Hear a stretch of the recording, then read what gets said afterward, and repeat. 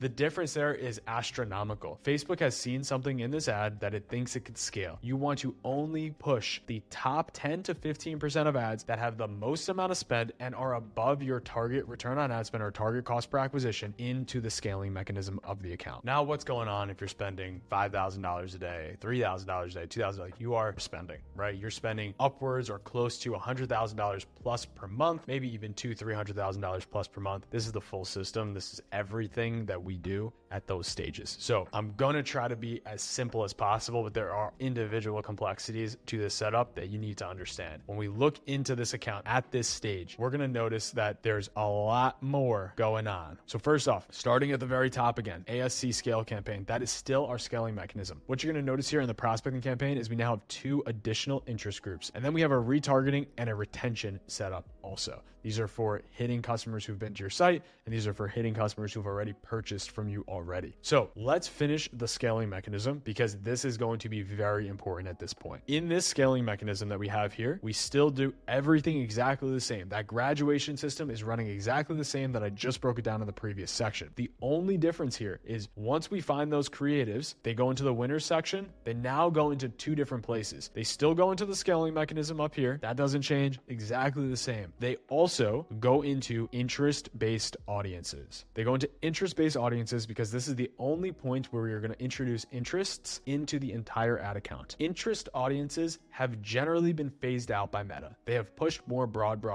However, we have seen across the board, interest-based audiences still drive the best efficiency. They don't drive the best scale anymore, which is why they are not the scaling mechanism, but they improve return on ad spend slightly. We need to take advantage of that. Until interests are completely gone, we are going to be running interest. You are setting single interest audiences. This is so key. I showed you before how we're setting up our broad packs, but I'm going to just show you if we were to add an interest to this. What we would do is we would name this interest underscore whatever. It doesn't matter what you call it. And if we scroll down to the bottom where we go to set our audience controls, everyone is going to do this now. Audience suggestion. We don't want to be suggestions. We want to actually target an audience. If you do this, per Facebook's literal exact verbiage, we will prioritize audience matching this profile before searching more widely. AKA, it's a broad audience that starts as a small audience, not what we're interested in. Switch to original audiences, use original audience, and then go down to Advantage plus detailed targeting, and then type in the individual audience that you want here. So if we have Nike as the audience that we want, we're going to find the interest of Nike, and then that's it. We are not setting groups or stacks of audiences. That's so important for this stage. We are just setting one individual interest here and letting it go. The reason for this is we'll know for sure if this works or not. It is not going to scale as much as a broad audience. As you can see on the right side here, it only has 32 million people in the audience. I mean, that's quite big, but that's not comparable to 200, 300 million that are available in completely broad audiences. If it doesn't work, no problem. Kill it, add another interest. If it does work, keep it going. What we've seen work tremendously well are different businesses, just like Nike for interests, and magazines and publications. That's what's working the best right now, and it's acutely for the top of this year. So by this point, you probably know the entire scaling mechanism. You know that everything should be duplicated, not paused. You know that for the most part, you're only graduating the top 10% of ads, maybe 15% of ads if you want to get a little wild. You're graduating those ads into the scaling mechanism, and you're graduating them into the interest. The one question I always get is, when do I pause ads? You only pause ads that have been scaled when they are for sure not working. We're talking at least 14 to 30 days of activity and not working. They're under your KPI significantly. And you never, ever, ever pause an ad that is a top spender. Top spending ads are supporting the entire account. They might not drive the perfect return on ad spend for you, but I can nearly guarantee that they are helping other ads boost up. And usually if you pause that top spending ad down, the rest of the account falls. And then to address the final piece here, what happens if you run this system and only a few creatives are getting all the spend and new things that you're testing are never getting spend? Generally speaking, that is an indication that your new creatives are not as good as your old creatives. That's first. So keep that in mind. This system is meant to limit wasted spend. We do not want to just throw out 10 or 20% of our budgets, because compounded over long periods of time, that adds up so drastically. What this system does specifically for us is it makes sure that we maximize our return on ad spend, maximize our dollars on the best performing ads, period, end of story. If you find that you've worked really, really hard on an ad, maybe you had high production value on an ad, and it's just spending $20 in total, keep it active in this exact account, in this exact setup, and just break it out into one individual audience in its own campaign and just see what it does. Don't try to create secondary systems that test every single ad. Just do this in special cases. And the last thing to add to this is if you are running a sale. If you're running a sale, you need to break this out so that the sale assets get creative immediately. The way that you want to do this is to duplicate your ASC campaign up top here, create it for the specific timeline of the sale, set your start and end dates for the sale, and launch all your sale creative right in there and dedicate a large portion as a percentage of your total budget to the sale so that you can guarantee it gets spent right away. We are completely comfortable lowering and increasing budgets outside of the Facebook's arbitrary 10 or 20% rule. We're comfortable going beyond that. 20, 30, 40, 50, 100% changes in budget are okay, because it's way more important to get stuck in the learning phase for a day or two than it is to overspend your budget. What about retargeting and retention? Retargeting and retention are much more simple. These work independent of the scaling mechanism. For our retargeting campaign, we are running one CBO campaign here. It is a CBO retargeting campaign. We are allowing Facebook to figure out where it's going to find the best purchases for us. In this retargeting campaign, we are starting with a 14-day Facebook and Instagram engagers setup. Now look, if you have a really, really small account, you could run a 30, 45, 60-day engagers. The engager setup just allows us to make sure that we're hitting people who have engaged on our Instagram profile in a short period of time. Very, very simple. We then have have a 30-day visitors ad set. It's anyone who's been to our site over the last 30 days. And we have a 90-day add to cart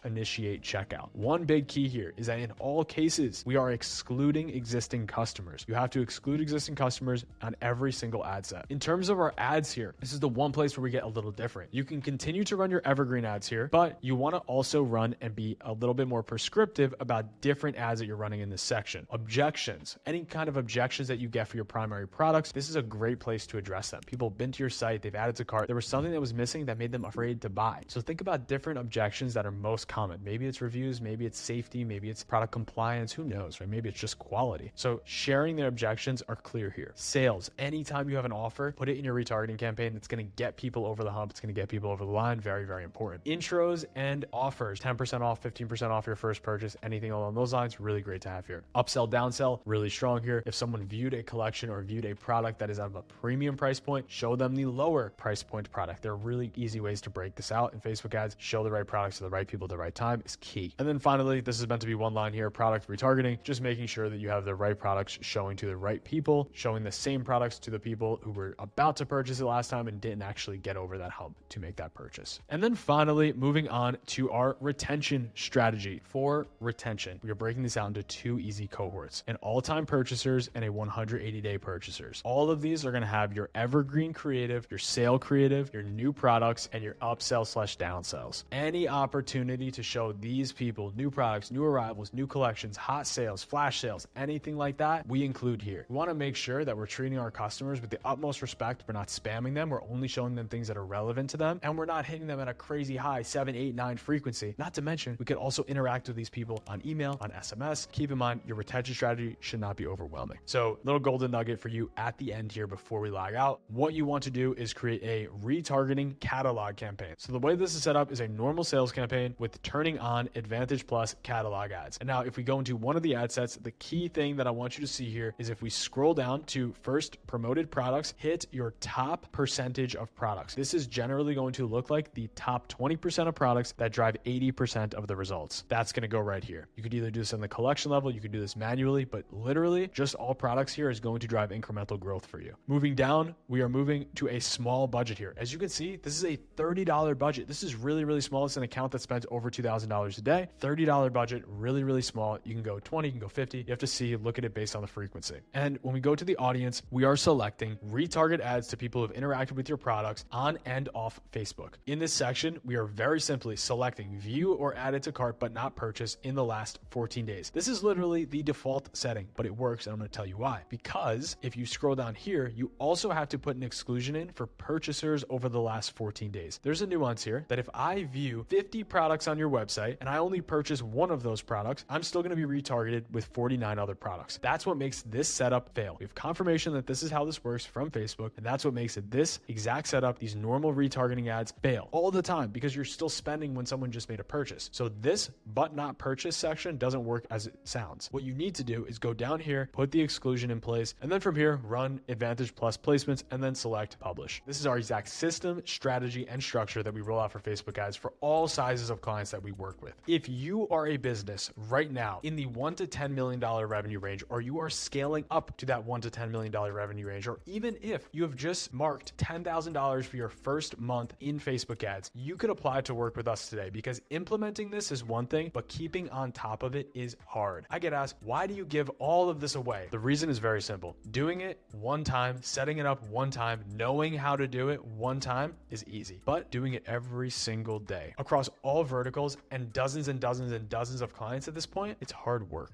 So if you want someone to take care of your ads like we take care of ads, hit the link down in the description. It is the second link, and you can go to the moonlighters.com to apply to work with us today. I will see you all in the next one. We have absolute bangers coming out really soon.